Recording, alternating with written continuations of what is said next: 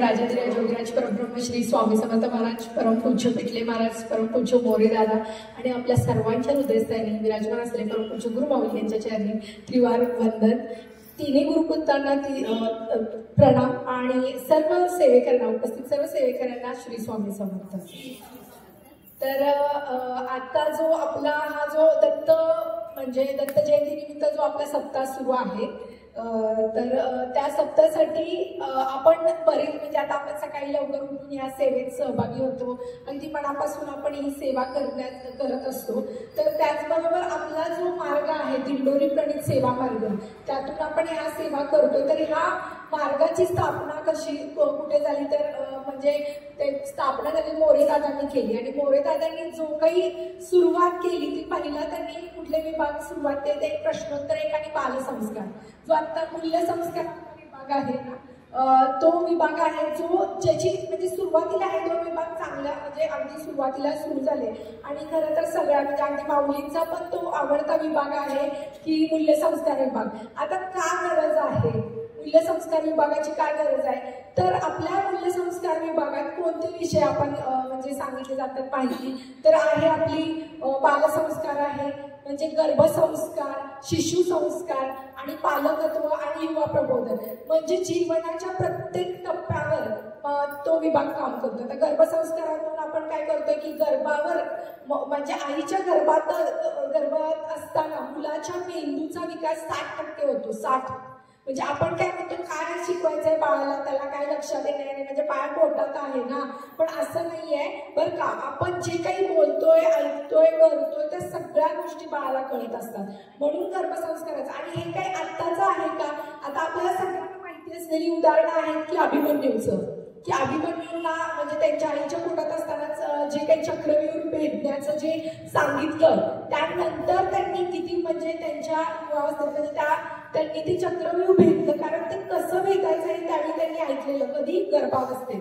त्यानंतर त्यांनी ते ऐकलं नव्हतं, पण त्यावेळी ऐकल्यामुळं त्यांना ती माहिती झाली. आणि हेच गर्भसंस्कार आहे. म्हणजे असं नाहीये की आत्ताचं पण हे नवीन आणलेलं आहे किंवा नवीन शास्त्र आहे, तर हे पूर्वापासून चालत आलेलं शास्त्र आहे. आणि हे आता आपल्या इथे शिकवण्याची का गरज आहे, म्हणजे गर्भसंस्कार वगैरे ह्या गोष्टी घेण्याची गरज काय, तर पूर्वीची जी कुटुंब पद्धती होती ती एकत्र होती, त्यामुळे आजी आजोबा, काका काकू किंवा ताई दादा बाकीचे सगळे असायचे, ज्यामुळं जी गर्भस्थ स्त्री आहे तिच्यावर ह्या सगळ्या गोष्टी केल्या जायच्या. म्हणजे बघा, जर आजी आजोबा लहान मुलांना शुभकरोती म्हणायला घेऊन बसत असते तर ते कानावर पडत होतं, किंवा घरातले कोण जात वगैरे असायचं तर ते दळताना ओव्या म्हणल्या जायच्या.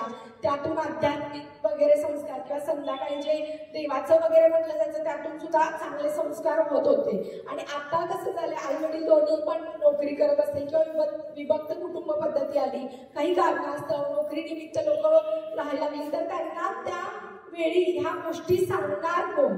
मग त्यासाठी आपल्याला काय झालं की आपल्या माऊलींनी 15 वर्षाच्या संशोधन केल्यानंतर म्हणजे खूप अभ्यास केल्यानंतर आपलं जे मनोवांछित संतती, गर्भसंस्कार आणि पालकत्व ह्या गोष्टी म्हणजे हे जे आहे ते पुस्तक आणलेलं आहे. त्यामुळे मला वाटतं की मला एक सांगायचं वाटतं, ज्यावेळी आपण एखादं नवीन लग्न झालेलं असतं किंवा आपण कधी गिफ्ट देतो अशा वेळी, तर तुम्ही गिफ्ट देताना ह्या पुस्तकाचं नक्की, म्हणजे एखादी साडी दिली तर आपण ती नेसली जाईल माहित नाही आपल्याला, पण हे पुस्तक दिलं तर त्यांच्यासोबत त्यांच्या बरोबरच्या बाकीच्याही लोकांना ते उपयोग येणार इतकं उत्तम क्वालिटीचं, म्हणजे खूप छान प्रिंटिंग आणि खूप छान माहिती त्यात आहे. त्यानंतरचा वेगळा दुसरा विभाग आपण बालसंस्काराचा, मला वाटतं बालसंस्कार जर आपल्या इथं होतो.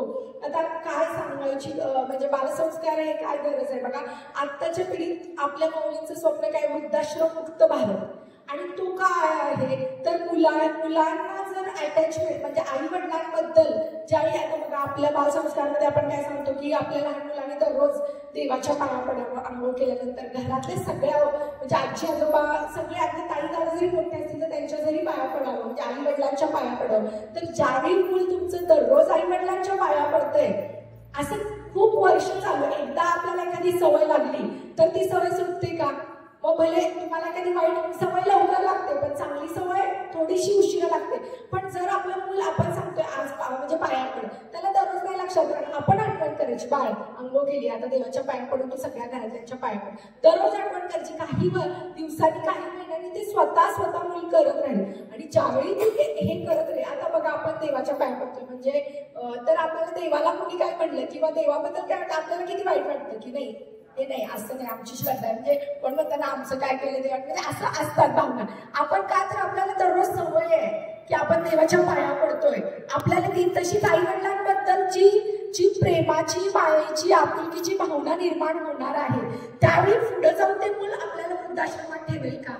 कारण त्याला आपल्याबद्दल असणारी जी भावना आहे की आपण म्हणजे असं की प्रेम, माया, आणि त्यासाठी आपण त्यासाठी तो पाया पडतो. आपण आता मुलांकडून अपेक्षा करतो की मुलाला एवढे नंबर का पाडलेच पाहिजे, एवढं हे केलंच पाहिजे, एवढं तसं केलं पाहिजे.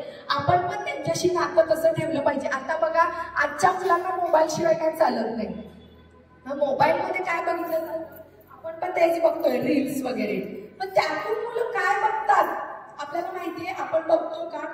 मुलाला कुठली रील बघितली आहे, काय बघितलंय, पण त्या गोष्टी ज्या आता त्या गेम्स वगैरे पण येते बघा, ते मारणे येते. म्हणजे आपल्या वेळी बघा कुणाला तरी मारायचं म्हटलं तरी आपलं धाडस होत नव्हतं, आणि आता मुलं बंदुकीपर्यंत म्हणजे त्या गेम बघतात. म्हणजे आपण पण मुलांवर ह्या गोष्टीचं लक्ष ठेवलं पाहिजे. आपलं मूल मोबाईलवर काय बघतंय आणि त्याच्यावर परिणाम होते. म्हणजे ते कसं करताय किंवा कुठंतरी काहीतरी बघायचं किंवा आणि मग ते म्हणजे आता अशाने मी सांगण्याचा माझा उद्देश आहे की लहानांपासून मोठ्यांपर्यंत जे काही चुकीचं बघितलं जातं, एखादी गोष्ट जर तुम्ही आता एखादी रेसिपी आहे तुम्ही बघता, एक वेळा बघता, 2 वेळा बघता, 4 वेळा बघता, ज्यावेळी ती रेसिपी सारखी तर म्हणतं आता आपण करून बघायला पाहिजे, हे सारखंच आलंय मला आता करून बघायला पाहिजे, कसं होईल तसं होईल. तसंच मानसिकता होतात. 10 वेळा जर गोष्ट मूल तुमचं बघतंय, एखादी गोष्ट चोरीचं काहीतरी बघतंय, काही चुकीचं बघतंय, 10 वेळा नंतर 11 वेळा त्याला वाटेल की नाही मी पण हे करून बघायला. आणि ही जी भावना आहे ही होऊ नये. मग आपल्याला आता बघा आपल्याकडे संस्कार, आपण कुठलीही चुकीची गोष्ट करताना आपले संस्कार आपल्याला आढळतात. नाही हे नाही करायचं, हे चुकीचं आहे, आपण चोरी नाही करायची. आपल्या आई वडिलांनी हे आपल्याला सांगितलं होतं की हे नाही करायचं, हे चुकीचं आहे. आणि हे जर आताच्या मुलांना तुम्ही सांगण्याचा प्रयत्न नक्कीच करताय, पण कदाचित आपला थोडासा वेळ बदलाव म्हणजे ज्या मार्गाने आपण बदलायला पाहिजे. आणि ह्या गोष्टींसाठी आपण कमीत कमी मोबाईल देणं किंवा जे मोबाईलवर बघताय ते याच्याकडे लक्ष ठेवणं पण गरजेचं आहे. आणि हे काय आहे तर आता मला सांगायचं की वृद्धाश्रमात म्हणजे घालू नये, घालायला आपली वेळ येऊ नये म्हणून आपण आता मुलांना वेळ देणं गरजेचं आहे. आणि जो क्वालिटी टाइम आहे की आपण जो मोबाईलवर वेळ घालवतोय, मुलं आपल्याला म्हणतंय की आज असं आहे, आज मला शाळेत मुलांना आलेला असतं की आईला कधी एकदा सांगून शाळेत त्या मित्रानं असं केलं, त्या मैत्रिणीनं असं केलं, शाळेत असं झालं, ते झालं, आपण त्यांचं ऐकून घेतलं पाहिजे. उद्या असं व्हायला नको की आपण ज्यावेळी म्हणजे आपला एज होईल आणि आपण मुलांना काय सांगायचं तर आपण त्यांनी ऐकणार नाही. जर आपण आज त्यांना वेळ दिला, आज आपण त्यांचं ऐकून घेतलं तर उद्या ते आपल्याला ऐकून घेणार आहेत ना. म्हणजे हा असं आहे की ह्या गोष्टींचा जो लहानपणापासून आपण त्यांना असं वाढवूया की आत्ताच्या ह्या युगात मूल वाढवणं म्हणजे असं चांगलं संस्कारी मूल करण्यासाठी आपल्याला थोडे प्रयत्न करावे लागतील. पूर्वी कसं होतं घरातली सगळेच चांगल्या गोष्टी शिकवत होते, त्या मूल आपोआप घडत होतं.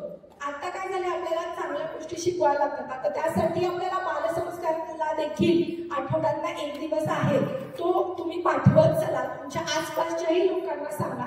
आणि बालसंस्कारला पाठवल्यानंतर समजा आम्ही बालसंस्कार घेतोय आठवड्यातून 1 दिवस, पण आम्ही सांगतो दररोज पाया पडायचं हे ते, तर पालकांनी पण कधीतरी येऊन किंवा विचारून ह्या गोष्टी सांगितल्या पाहिजेत. किंवा आता आम्ही सांगतोय प्रज्ञाविवर्धन स्तोत्र म्हणा. आता प्रज्ञाविवर्धन स्तोत्र म्हणल्यानंतर बाळाच्या मेंदूचं जे किंवा उच्चार किंवा हे सगळ्या अगदी लहानपणापासून अगदी गर्भवती मातेने सुद्धा म्हणायचं आहे, कारण त्यातून बाळाच्या मेंदूचा विकास चांगला होणार आहे. तर तुम्ही हे बघितलं पाहिजे की बालसंस्कार वर्गात हे घेतात, पण ते काय घेतात आपण दररोज ते म्हणून घेऊया. युट्यूबचा आपण उपयोग काय करतोय तोच तुम्हाला येत नाही ना प्रज्ञाविवर्धन, युट्यूबवर टाकायचं प्रज्ञाविवर्धन स्तोत्र किंवा रामरक्षा किंवा अथर्वशीष, ते तिथं लावून द्यायचं, आपण पण ऐकायचं, त्यांना पण ऐकायला लावायचं.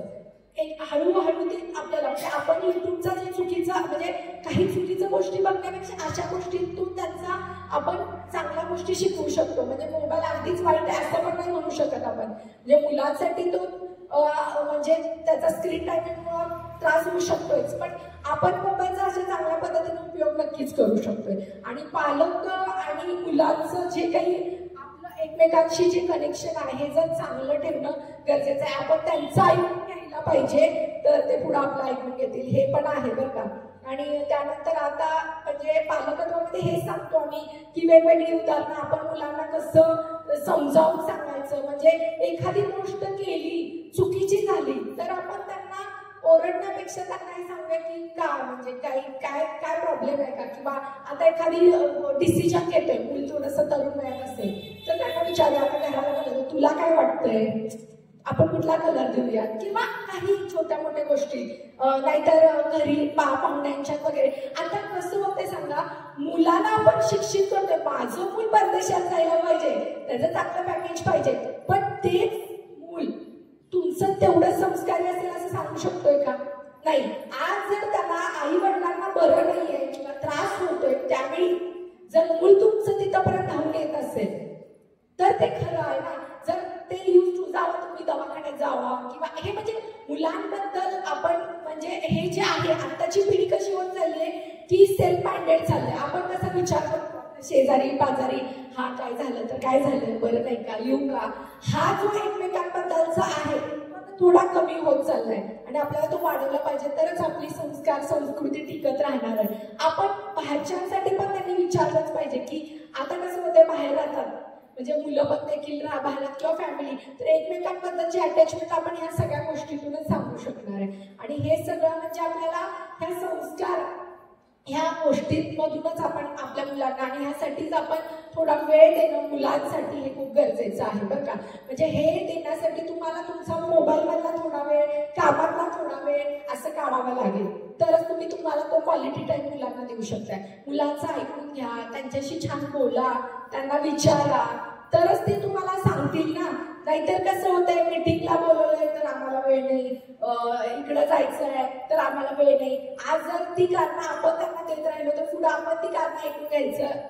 आता आपण आपल्या आई वडिलांना विचार आज औषध आणलं सांगितले सासू सासऱ्यांनी तर आपण हा ठीक आहे आणतो असं म्हणण्याचे, किंवा काहीतरी आपण चांगलं विसरलं बरं का पण उद्या नक्की आणतो ही सांगण्याची भावना. पण आता ते जर नाही आता तुम्ही ऑर्डर करा किंवा मला वेळ नाहीये, ह्या गोष्टी ज्या एकमेकांबद्दलची अटॅचमेंट आपण आता कमी होत चालली. बघा तुम्ही जर पूर्वीसारखं आता मुलांच्यात तसं आहे का, मुलं तेवढी काळजी करण्यासाठी आपण ह्या सगळ्या गोष्टी केल्या पाहिजेत. आणि ह्या विभागात नक्की सगळ्यांनी आता त्यानंतर आहे आता आपला सप्ताह सुरू आहे.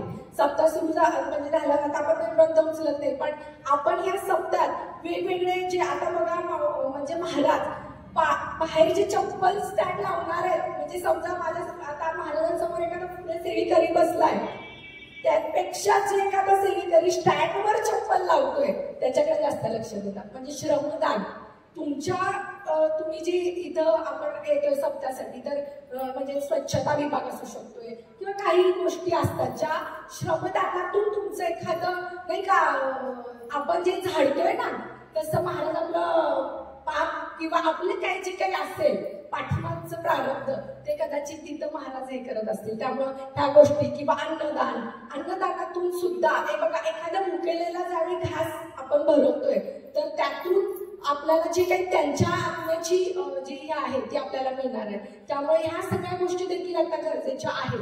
आणि त्यानंतर आणखी एक महत्वाची सूचना आहे की आता माऊलींचं 21/1/2025 परळी वैजनाथ इथं माऊलींच्या उपस्थितीमध्ये श्री चक्रराज श्रीयंत्र पूजन वाद्यरुद्र पठण सोहळा होणार आहे. तो सोहळा जे काय आहे म्हणजे ते श्री चक्रराज यंत्र किंवा त्याबद्दल काय माहिती आहे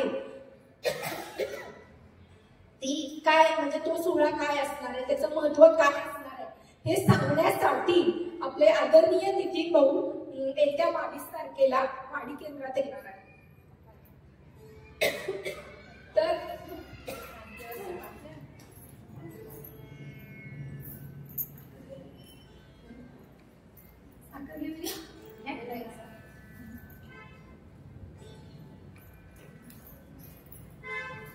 तर ते काय आहे म्हणजे जो सोहळा होणार माऊलींचा, तर पूर्ण भारतातल्या लोकांसाठी हा सोहळा असणार आहे.